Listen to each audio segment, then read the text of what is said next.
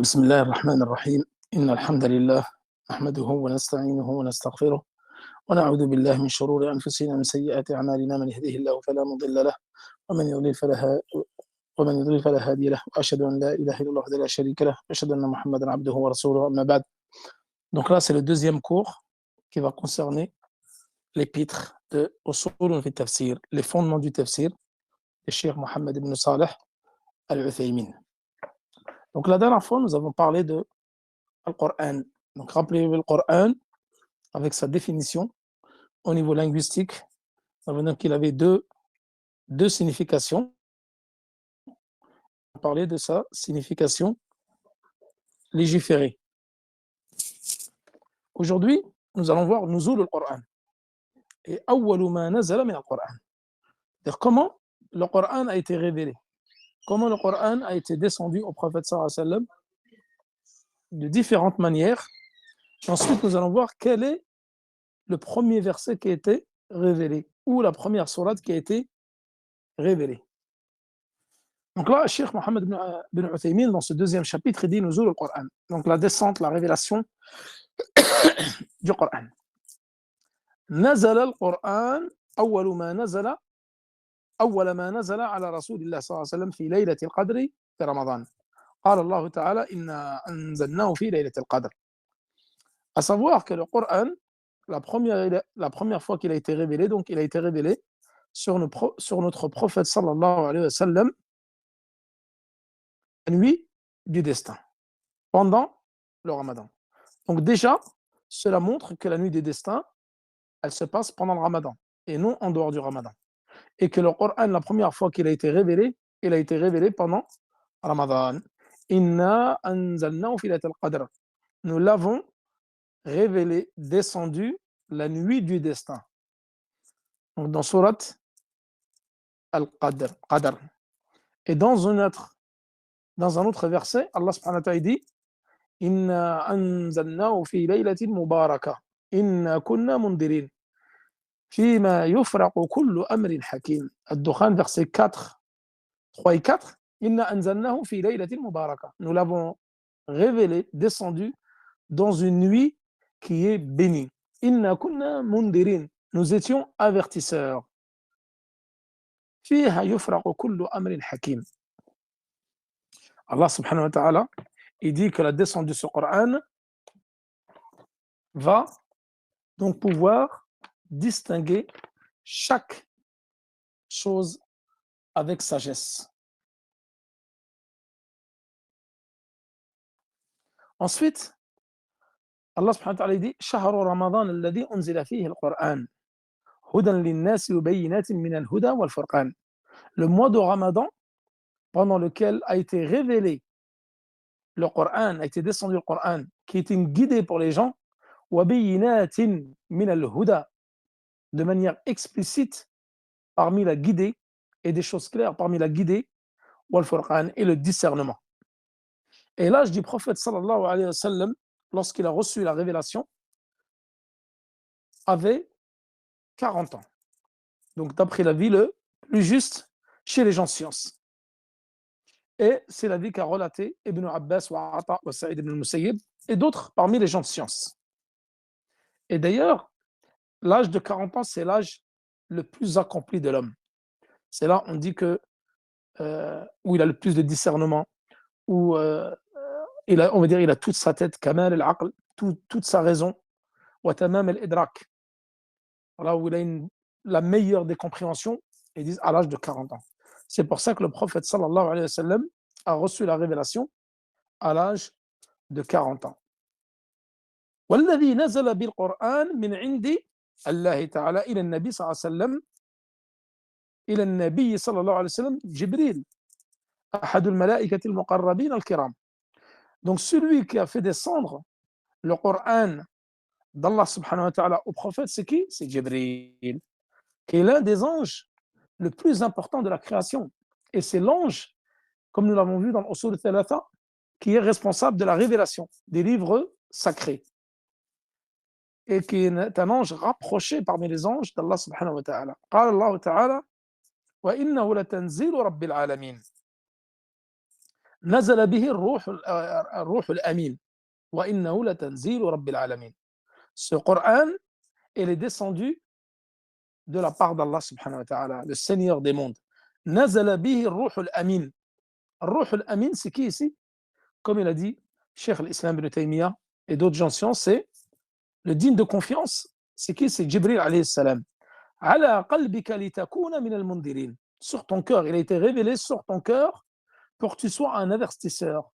بلسان عربي مبين. Ash-Shu'ara, verset 192 à 195. Donc le Coran, il a été descendu dans une langue arabe limpide, claire. Et d'ailleurs, le Coran a été révélé donc dans la langue de Quraysh. Et il a été descendu pour les habitants de Quraysh, puisqu'il a été révélé au prophète sallallahu alayhi wa sallam lorsqu'il habitait à Mecca. Et Jibril, comme nous allons le voir, il fait partie d'un des plus grands anges. Sa taille est grandiose. Il a une force incommensurable. Et c'est un ange rapproché d'Allah subhanahu wa ta'ala. Donc il a un certain statut parmi les autres anges. Il a l'un des meilleurs statuts parmi les malaïkas, puisqu'il est responsable du dépôt. Donc c'est l'ange le plus rapproché d'Allah subhanahu wa ta'ala, puisqu'il lui a confié le dépôt de la révélation des livres sacrés. Et également, comme le Coran il est pur, Allah subhanahu wa ta'ala l'a donné à un être pur et un ange qui est pur. Et il l'a révélé directement au prophète sallallahu alayhi wa sallam. Comme il a dit, Allah subhanahu wa ta'ala, innahu laqawlu rasulin karim, dhi quwwatin inda dhil arshi makin, muta'in thumma amin. Ça, rappelez-vous, nous l'avons vu dans surat At-Takwir.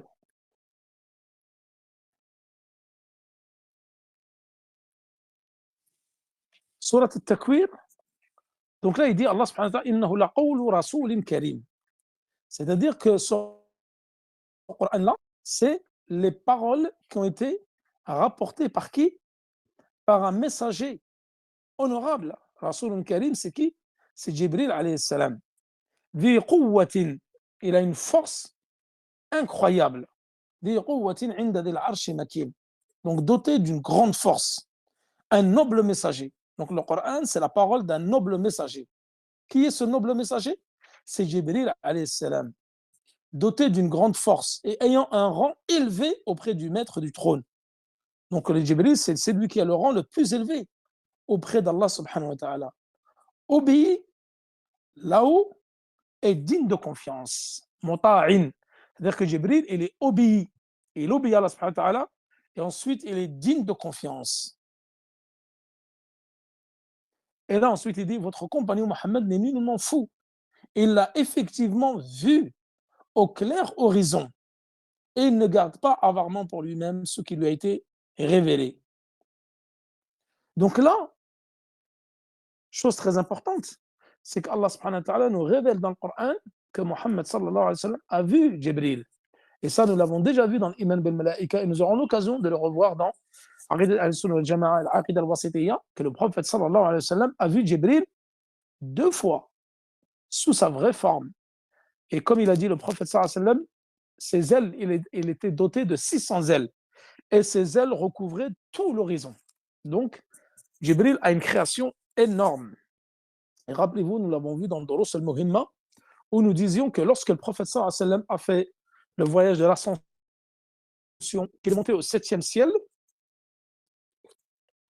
avec sa monture al-Buraq, donc qui est entre le cheval et le mulet, et accompagné de Jibril alayhi salam. Il est passé devant tous les cieux, et ensuite, lorsqu'il est arrivé au 7e ciel, inda Sidrat al-Muntaha, près de Bayt al-Ma'mour, la maison peuplée, là, il a vu les anges qui portent le trône d'Allah subhanahu wa ta'ala. Et nous avons parlé du trône dans Aqidat al-Sunnah al-Jama'a à plusieurs reprises. Et même dans l'Aqidah al-Wasitiyya, nous allons l'évoquer avec détail. Où le prophète sallallahu alayhi wa sallam a vu les anges, les porteurs du trône d'Allah subhanahu wa ta'ala. Et nous avons vu qu'Allah s'est établi sur son trône, au-dessus des 7 cieux, au-dessus du trône. Ar-Rahman ala al-Arsh istawa. Et que le trône, il est sur l'eau. Et que ce trône-là est porté par 8 anges. Et le prophète sallallahu alayhi wa sallam, il a dit, il m'a été permis de faire la description d'un ange que j'ai vu. Et la distance de cet ange porteur du trône entre le lobe de son oreille et son épaule était la distance de 700 années de marche. 700 années de marche, juste la distance qu'il y a entre le lobe de son oreille et son épaule. Alors imaginez-vous la taille globale de l'ange.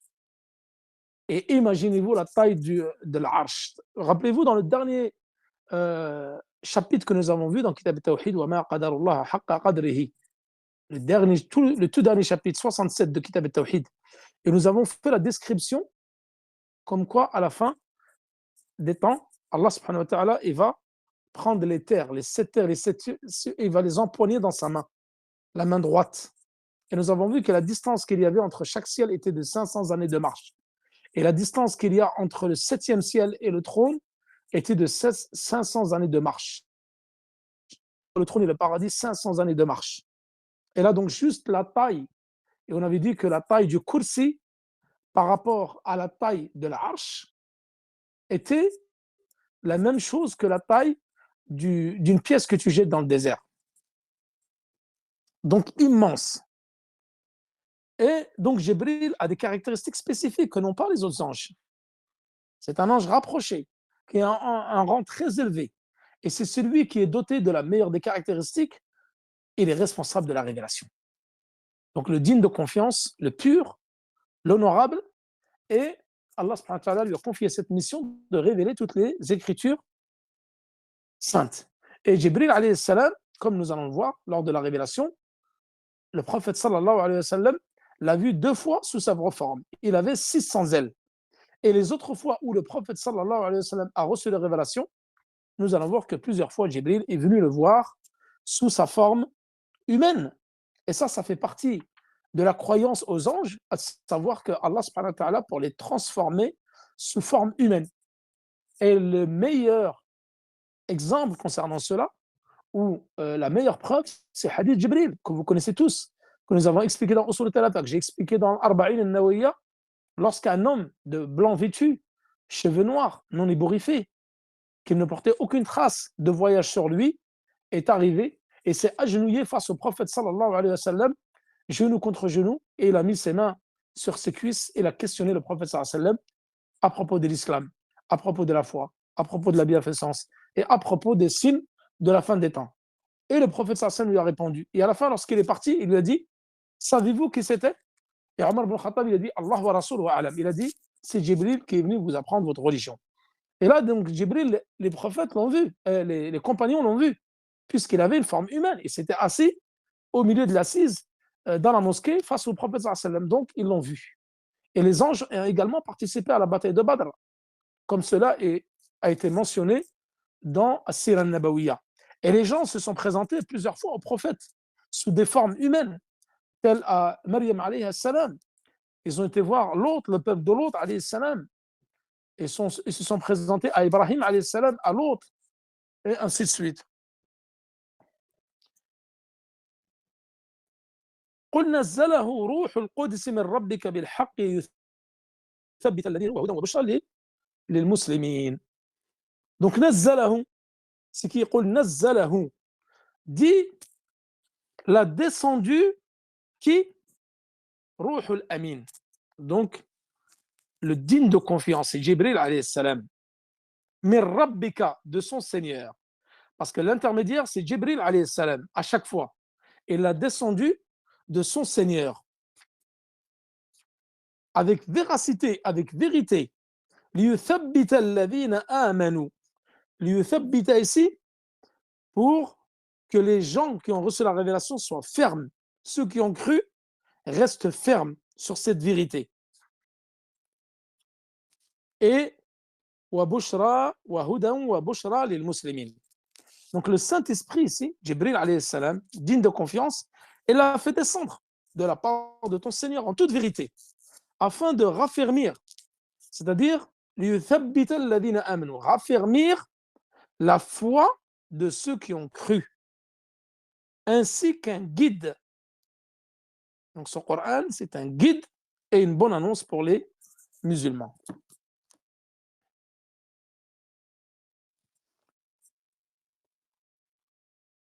Donc, le Coran, comme nous allons le voir, a été révélé avant que le Coran soit révélé, donc la toute première fois, lorsque le prophète sallallahu alayhi wa sallam était dans la grotte de Hira. Le prophète sallallahu alayhi wa sallam avait pour habitude d'aller faire la retraite spirituelle. Et ce hadith-là, vous le trouvez, c'est le premier hadith qui a été révélé dans Bidayat al-Wahi, donc le début de la révélation dans Sahih al-Bukhari, ce long hadith qui a été rapporté par Aïcha radiyallahu anha, qui dit que le prophète sallallahu alayhi wa sallam, avant de recevoir la révélation dans la grotte de Hira, il avait pour habitude de faire des rêves prémonitoires, c'est-à-dire des rêves qui vont se réaliser, comme nous l'avons déjà vu dans la bataille de Uhud. Le prophète sallallahu alayhi wa sallam, il avait vu en rêve que son épée s'était cassée, que des vaches étaient égorgées et que comment on appelle ça, son armure était imperméable. Et ce rêve qu'il avait fait le jour de Uhud, il s'est réalisé. C'était l'épée cassée, c'était son proche parent qui a été tué. C'était Hamza ibn Abi Talib, son oncle paternel. Et les vaches égorgées, c'était ses compagnons qui ont été tués dans la bataille d'Uhud. Et l'armure imperméable, c'est le fait que les Qurayshites, Abu Sufyan et les mécréants de Quraysh, ils ne sont pas venus combattre les musulmans dans la ville de Médine. Mais la bataille d'Uhud, elle a eu lieu devant la montagne d'Uhud, comme nous l'avons déjà expliqué dans Sir al-Nabawiyya. Ensuite, donc là, le prophète sallallahu alayhi wa sallam avait pour habitude d'aller faire la retraite spirituelle dans la grotte de Hira. Donc le prophète, à l'âge de 40 ans, avait pour habitude. Et on dit que pendant 3 ans, le prophète sallallahu alayhi wa sallam allait faire la retraite spirituelle dans la grotte de Hira. Et Aïcha radiyallahu anha rapporte ce hadith, donc ce long hadith qui est dans Sahih al-Bukhari concernant le début de la révélation. Et elle dit, la révélation au messager d'Allah débuta sous la forme de rêves prémonitoires, ar-ru'ya as-sadiqa, ar-ru'ya as-saliha. Donc des rêves prémonitoires qui voyaient des choses et ces choses-là se réalisaient. Et il ne faisait pas de rêve sans que celui-ci ne se réalise. Clair comme le jour. Puis Allah lui fait aimer la solitude. Donc Allah a fait aimer au prophète sallallahu alayhi wa sallam la solitude. Rien ne lui était plus agréable que de rester seul. Donc il aimait al-khala, le fait de se retirer et faire la retraite spirituelle. Et là, d'après Abd al-Malik ibn Ubaydallah, il rapporte, quand Allah subhanahu wa ta'ala a voulu honorer le prophète sallallahu alayhi wa sallam de la prophétie, alors le prophète sallallahu alayhi wa sallam avait pour habitude de se retirer loin des habitations pour ses besoins. Donc il empruntait des chemins entre les montagnes et les vallées du secteur, près de Mecca. Et il ne passait pas à proximité d'une pierre ou d'un arbre sans que celui-ci ne le salue. Que la paix soit sur toi, ô messager d'Allah. Et le prophète de se retourner à droite et à gauche, et même derrière lui, mais il ne voyait rien d'autre que des arbres et des pierres. Vous voyez, ça c'est parmi les miracles prophétiques. C'est-à-dire que même les pierres, les arbres, lui passaient le salam au prophète sallallahu alayhi wa sallam. Et le prophète sallallahu alayhi wa sallam continuait à entendre ces salutations un certain temps. Puis au mois de Ramadan, donc le prophète sallallahu alayhi wa sallam faisait la retraite spirituelle pendant 3 ans. Et au bout de la 3e année de ces retraites spirituelles, dans la grotte de Hira, Allah subhanahu wa ta'ala a voulu honorer la umma de sa miséricorde et voulu honorer le prophète sallallahu alayhi wa sallam de la révélation. Donc, il lui fait grâce de lui confier la mission prophétique en faisant descendre Jibril alayhi salam le Coran, avec Jibril alayhi salam le Coran. Également dans un hadith de Ubayd ibn Umayr qui dit, le prophète sallallahu alayhi wa sallam avait l'habitude de se retirer dans la grotte de Hira chaque année, durant 1 mois. Donc on a vu cela pendant 3 ans. Ce genre de retraite consistait à adorer exclusivement son Seigneur sans rien lui associer. Et d'ailleurs, il dit dans ce hadith, Ubayd ibn Umayr, il dit que cette pratique était connue même avant l'islam et qui était pratiquée même certains Qurayshites, la retraite spirituelle. Et le prophète sallallahu alayhi wa sallam, lorsqu'il venait de sa retraite spirituelle, il avait pour habitude de faire le tawaf autour de la Kaaba, les circonambulations, 7 tours autour de la Kaaba. Et l'année est arrivée, la 3e année de l'Hégire, avant l'Hégire, pardon, la 3e année est arrivée, c'était durant le mois de Ramadan, Et Allah subhanahu wa ta'ala donc, a voulu l'honorer de la révélation. Donc le messager d'Allah se mit en route pour la retraite spirituelle dans la grotte de Hira. Et là, donc pendant cette nuit-là, Allah l'a honoré de cette mission de transmettre le message. Donc Jibril alayhi salam s'est présenté au prophète sallallahu alayhi wa sallam. Il a dit, pendant que je dormais, il s'est présenté à moi. Donc il était recouvert d'une couverture. Il tenait une couverture feutrée dans laquelle il y avait un livre. Donc Jibril alayhi salam, il est venu avec le livre, il lui a dit, lis. Et le prophète sallallahu alayhi wa sallam lui a répondu, je ne sais pas lire. Il ajouta, l'ange me saisit et me serra au point que j'ai failli perdre connaissance. Donc il l'a serré très fort. Puis il l'a relâché. Il lui a dit, je ne sais pas lire.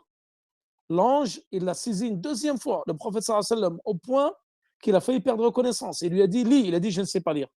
Et pour la troisième fois, il a saisi le prophète sallallahu alayhi wa sallam, il l'a relâché et il lui a dit, lis au nom de ton Seigneur qui a créé l'homme d'une adhérence, lis ton Seigneur est le très noble. Donc là, Surat Al-Alaq, les 5 premiers versets qui ont été révélés. Et ça, nous allons voir juste après quel est le premier verset ou la première sourate qui a été révélée. Donc le prophète sallallahu alayhi wa sallam, il a commencé à lire. Ensuite, il est retourné auprès de Aïcha radiyallahu anha et il était tout transpirant. Il avait froid alors qu'il faisait chaud. Et s'asseyait vers Aïcha, et il est retourné auprès de Khadija radiyallahu anha. Et s'asseyait, Khadija, naam. J'ai fait la même chose dans Sira, subhanallah. Parce que comme j'évoque le hadith de Aïcha, qui est dans le début de la révélation, alors je fais tout le temps ce lapsus. Même dans Sira, j'ai fait ce lapsus 2-3 fois, subhanallah. Il est retourné donc auprès de Khadija. Parce que le prophète sallallahu alayhi wa sallam, il était marié à Khadija à Mecca. Il ne connaissait pas Aïcha à cette époque-là.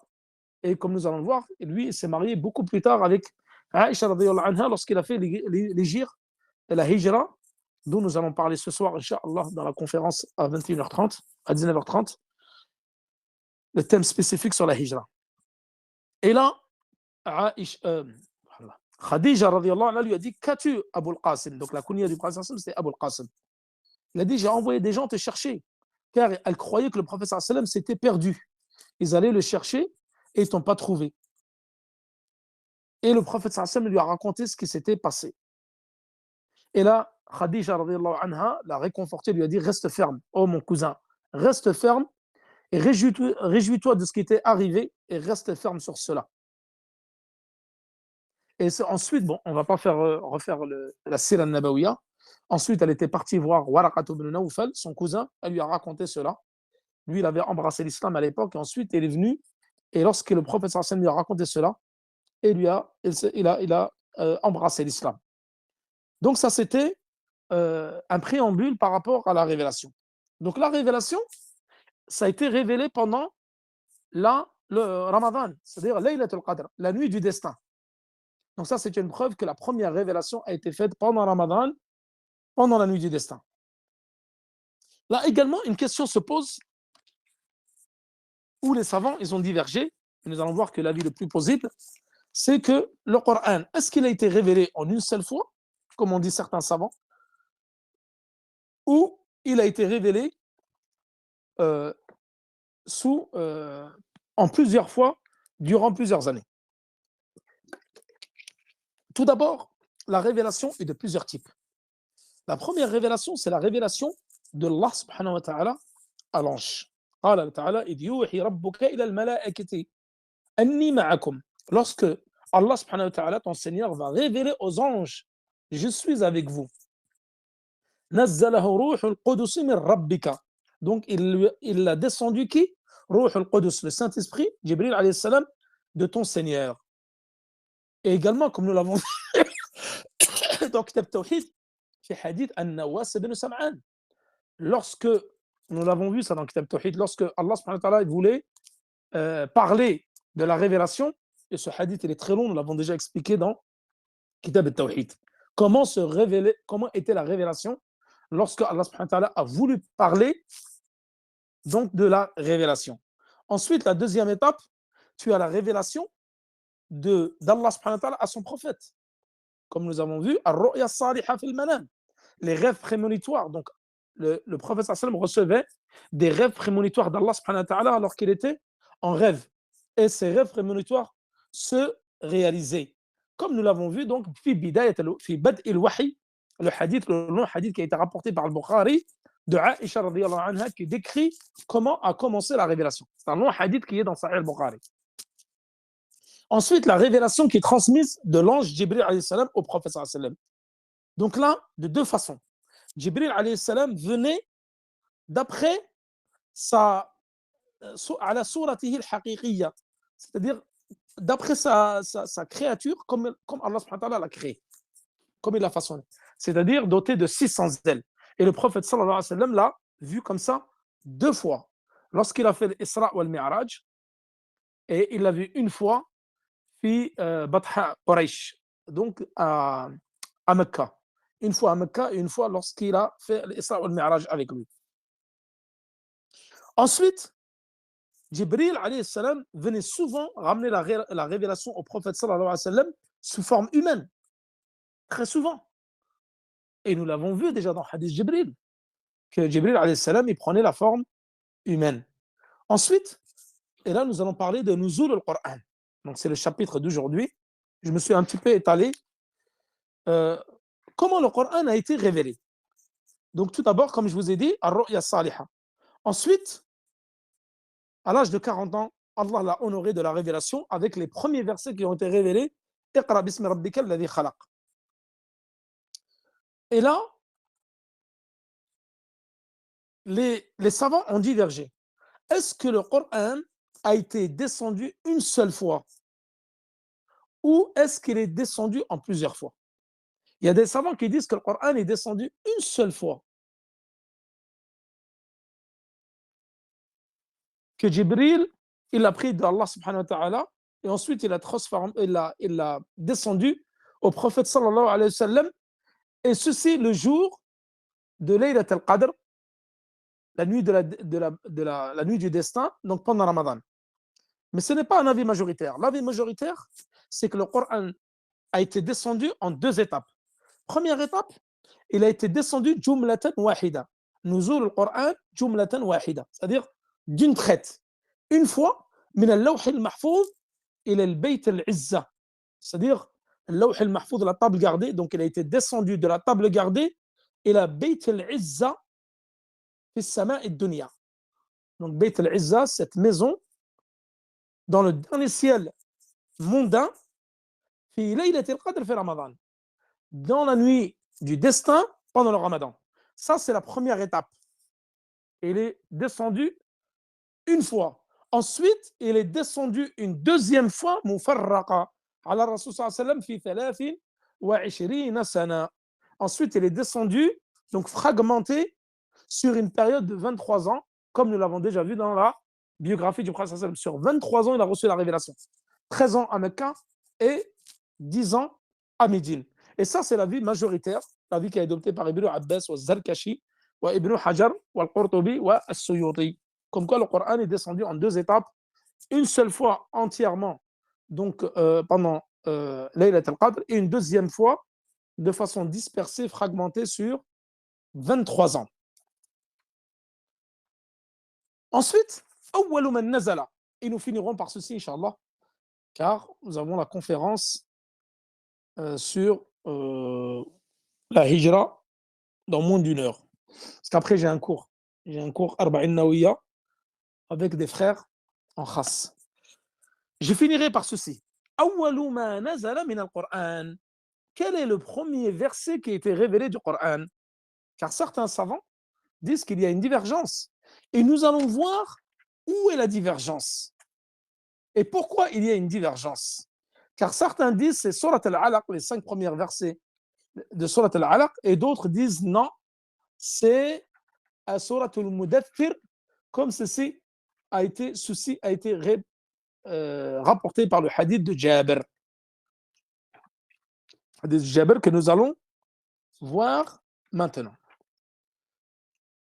Donc, Nuzul al-Qur'an, nous l'avons vu que Jibril alayhi salam donc l'a descendu pendant Ramadan, fi laylat al-Qadr, et les premiers versets qu'il a révélés c'était Iqra bismi rabbika alladhi khalaq, khalaqa al-insana min 'alaq, Iqra wa rabbuka al-akram.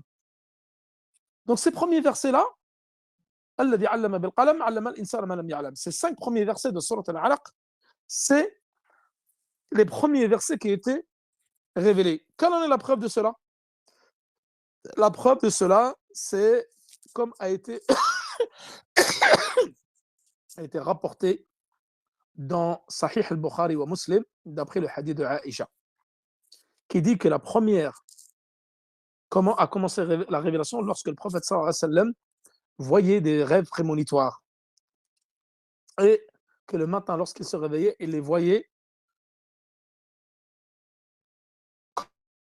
comme la lueur. Ensuite, il préférait la solitude. Et il passait, comme je vous ai dit tout à l'heure, il allait à Ghar Hira pour faire la retraite spirituelle. Ensuite, il a reçu la révélation de Jibril alayhi salam avec ses 5 versets. Il est parti voir Khadija radiallahu anha et qui lui disait: j'ai froid, recouvre-moi d'une couverture, car il avait trop froid. Lorsqu'il a reçu la révélation, il était en transpiration, même dans les jours où il faisait très très froid. En hiver, il fait froid à Médine. Il faisait froid, il a dit: Dathiruni, dathiruni, recouvrez-moi d'une couverture, car il avait très très froid. Certains, ils disent: Awwalu ma nazala surat ya ayyuha al-mudaththir qum fa'anzir wa rabbaka fakabbir wa thiyabaka fatahhir wa rujza fahjur. Donc là, en fin de compte, le hadith de Jabir, ceux qui disent que la première sourate qui a été révélée, c'est Surat al-Mudaththir. Et ça s'appuie sur quoi cela? Et ça s'appuie sur le hadith de Jabir. Mais هذه الأولوية مقيدة. C'est-à-dire qu'en fin de compte, cette révélation qui concerne Surat al-Mudaththir, les savants disent la première sourate qui a été descendue après le début de la révélation. Donc il y a eu le début de la révélation avec les 5 premiers versets de Surat al-Alaq.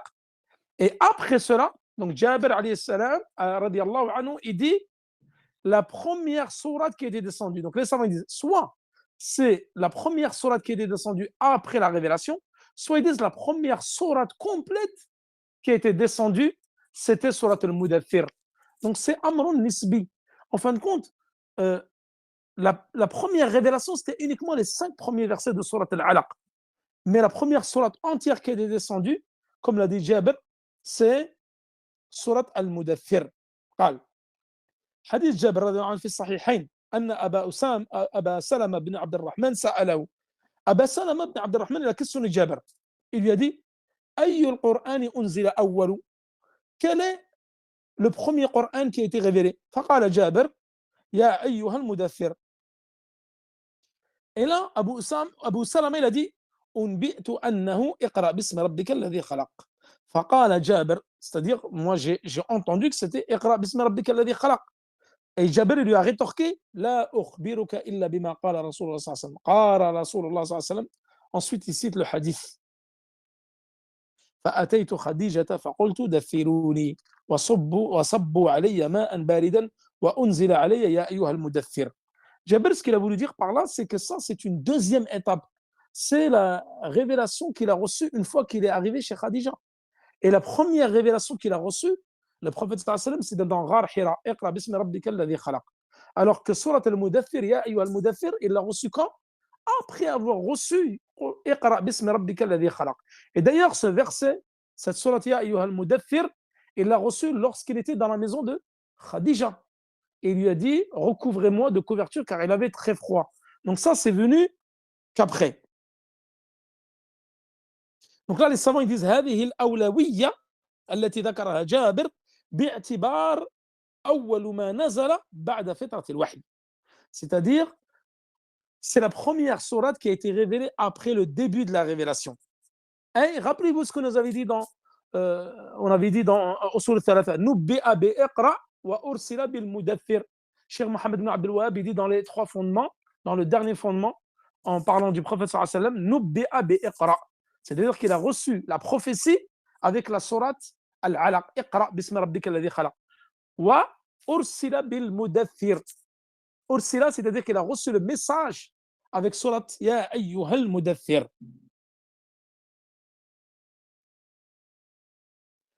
Et comme je vous l'ai dit, les gens de science disent: Inna nabi nubbi'a bi Iqra wa ursila bil Mudaththir. Le prophète sallallahu alayhi wa sallam donc a reçu la prophétie avec Iqra et il a reçu le message en tant que messager avec Surat Ya ayyuhal Mudaththir. Voilà, mes chers frères et sœurs, donc nous avons fini avec ce deuxième cours. Et Inch'Allah, dans un peu plus d'une demi-heure, il y a la conférence sur la hijra. Wa sallallahu ala nabina Muhammad wa ala alihi wa sahbihi wa sallam. Wallahu ta'ala a'lam. Wassalamu alaikum wa rahmatullahi wa barakatuhu.